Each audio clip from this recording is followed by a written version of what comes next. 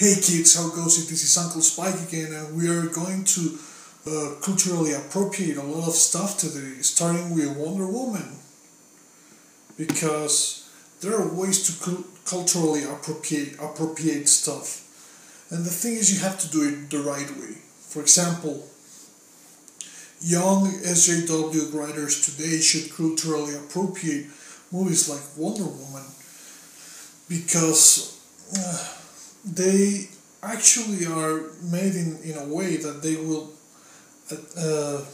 form a great number one issue for a comic book series, because it has a charming feel to it. You know, the characters are developed well. It plays well with its with the other characters in the story. It doesn't pander to anyone. In fact, it has a nice message, except for the fact that we can expect good DC movies coming out soon.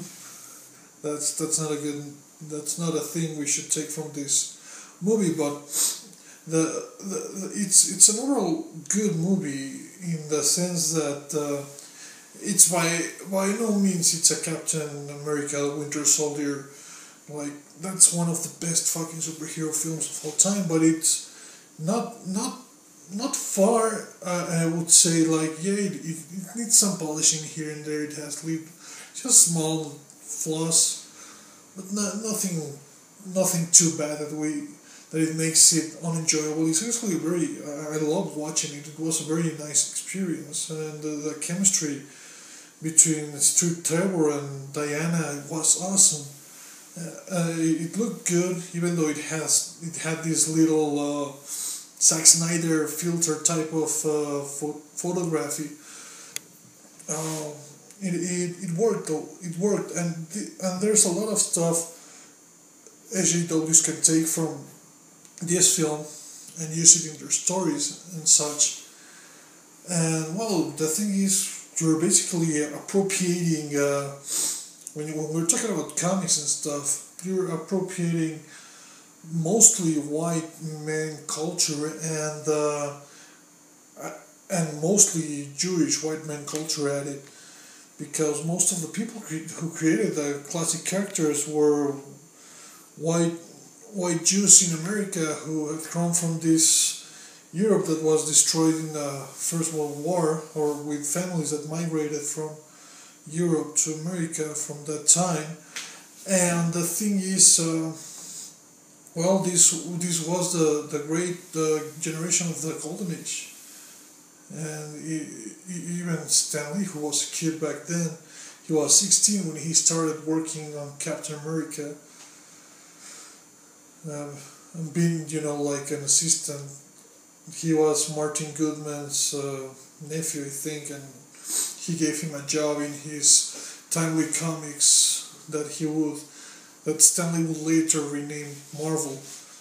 And well, there are things to appropriate. Don't try to appropriate that fucking Jordan Peele Get Out film. I just watched it.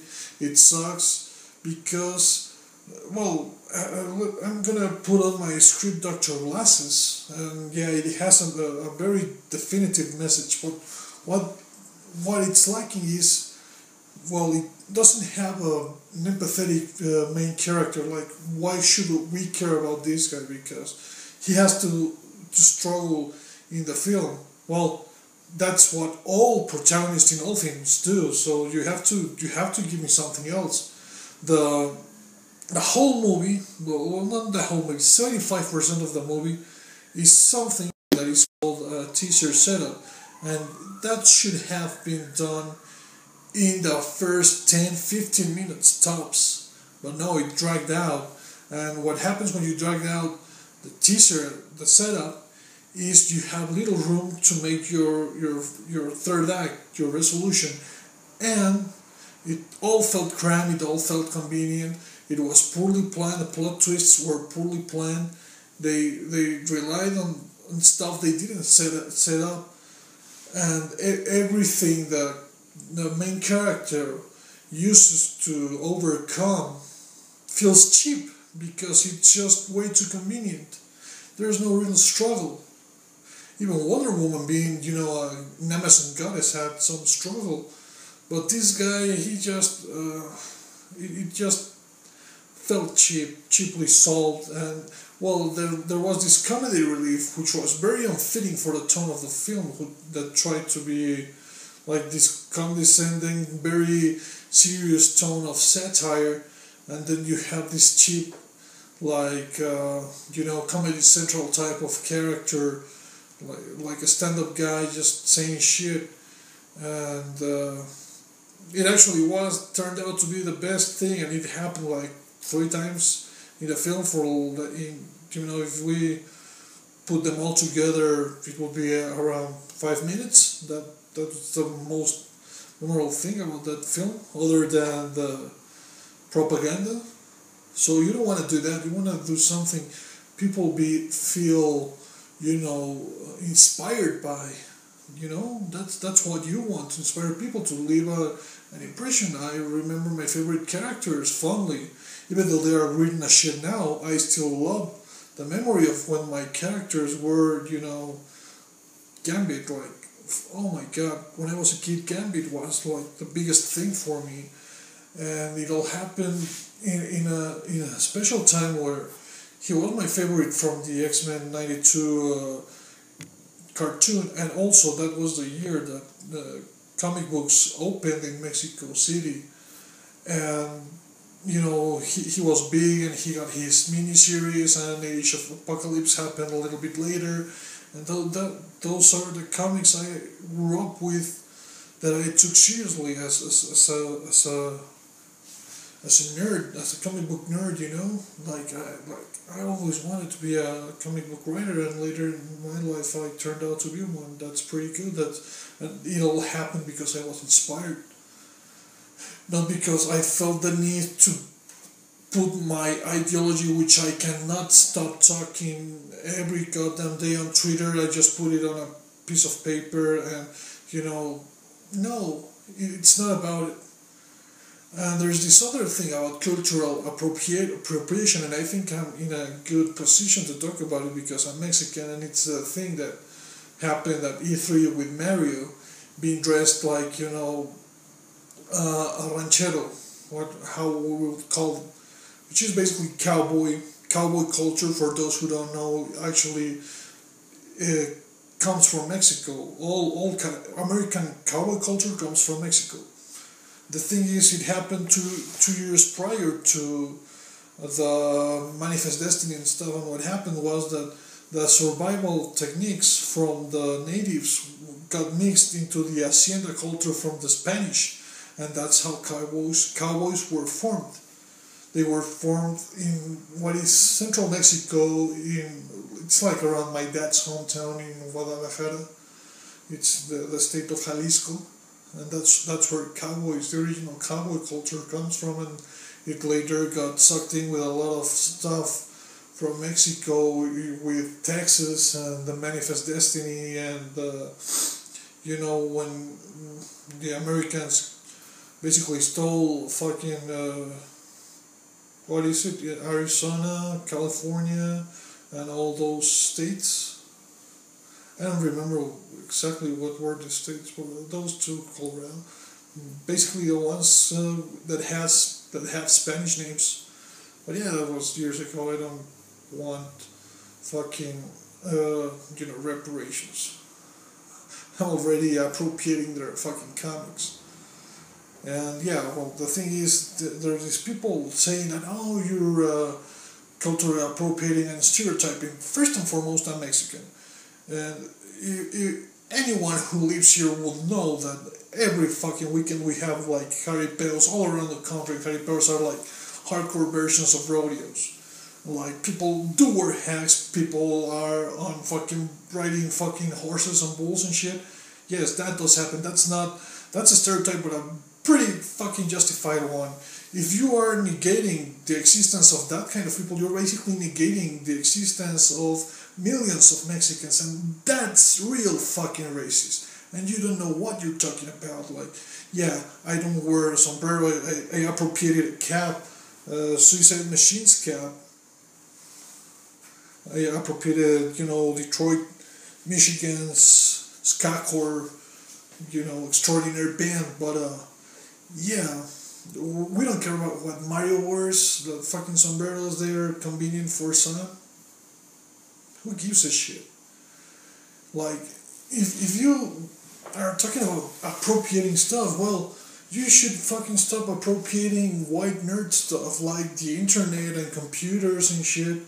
Stop speaking English if you are not Anglo-Saxon, so on and so forth. It's just fucking stupid. I mean, there's no such thing as cultural appropriation, because that way, in fact, it will kill science, because science is built on top of one discovery after another, and they all they fit like a puzzle. To have a complete picture, you need all the pieces of the puzzle, and that may very well be found by an African woman or a Chinese guy, or we've had our Nobel Mexican. How do you call the Mexican recipient? The Nobel Prize recipient. We have one or two. The one who created, I think. Forget about it. I don't really remember. Mario Molina from chemistry. Yeah, that's a guy who has a Nobel Prize from here. But yeah, his discovery is just as valid as Albert Einstein, who was a German Jew, or what, Marie Curie, a French woman. The thing is, cultures, ethnicity, in this day and age, it doesn't mean almost anything anymore. Skin doesn't mean anything anymore. It's not representative of anything.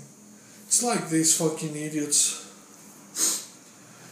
They say like they try to paint Mexicans and Latins too. In the thing is they are the so-called Antifa, anti-racist SJWs, what have yous, Black Lives Matter, hookers. But they made the most racist tokenism and caricatures of the people they are condescendingly speaking for. For example, they want to paint Mexicans and Latins like these brown working people. Yeah, there's that, but there's also a lot more. There's a lot of white Mexicans and a lot of white Latin Americans. In fact, look it up. I say always look it up. It's the majority. If you want to represent Latin Americans as brown people, statistically you are representing a minority, not the majority. And it's funny to say that, because it seems brown people are a minority anywhere, but who cares? Not in Mexico. The first group of people, the most widespread, are mixed race. There's a lot of mixed race in Mexico. Lots. This is a real melting pot over here. The second one are natives. The third one are whites. But if you go to places like Brazil or Argentina or Puerto Rico, it's a vast majority of white people, like a landslide best, and those are like fucking Brazil is like a huge fucking country. So yeah, painting with broad strokes, like for example, I'm not. I like thinking of people in terms of individuals. Like Wonder Woman is a cool individual who actually sees people for what they are, not as a group, but for who they truly are inside. You just watch the fucking film, appropriate it, and make great stories with that, please. It's a hell of a time. I would give it like 3 stars out of 5. I think that's good. 3.5 because I had a good time, and I think it's important to consider that when you go to the film, when you are actually paying for the cinema experience. The experience is what you're paying for, and if you go out with a grain, it might not be the most technical film, but the thing is you enjoyed it, and that was the sole purpose of it. Like when I got out of watching the Avengers, Captain America, it was like green up to here, and when I watched stuff like something by, let's say, who's a good one? Oh, I watched her by oh, this guy from Jackass, Spike Jonze, yeah, and he produced Jackass. Her was an excellent film. I had a wonderful time, and I liked the script and all, and I analyzed it and everything, but I didn't have as much just casual fun. It was more of you have to work for your fun, but sometimes you just want experience, and that's what Wonder Woman gives you in spades. And it's up there with great fucking fun movies like the Captain America, the First Avenger, or Rocketeer, all those superhero period movies. Phantom is also up there, very good films.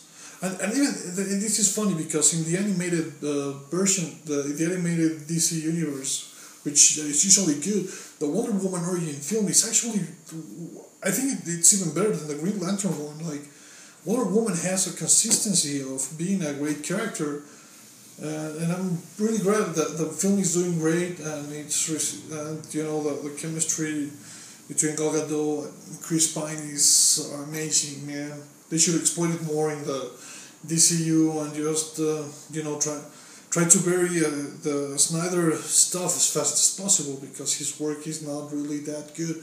I hope Josh Whedon can do something about the Justice League film, but it's unrealistic. Like, we're not going to see change in the scheme of the DC universe in cinema after Justice League. I think Justice League is gonna be like the superhero version of Transformers, if the trailers are any indication of. So we'll have to suck it in, go through the experience and hope for the best. Wait for that Nightwing and Batgirl and all that good stuff. Well, at least promises to be good under a new regime. And appropriate good stories from anywhere. Like, if you like some good manga, just study what makes it work and use it for your own stories. It's the best way to appropriate stuff. Anyway, yeah, I'm filming in the kitchen because it turns out it has better lighting than most of my house, because it has this gate thing that it shines. It has lights under the cabinets and stuff. So yeah, and a lot of lighting in the ceiling. What can I say? I didn't design this shit. Anyway, take care, man. And keep hardcore nerding.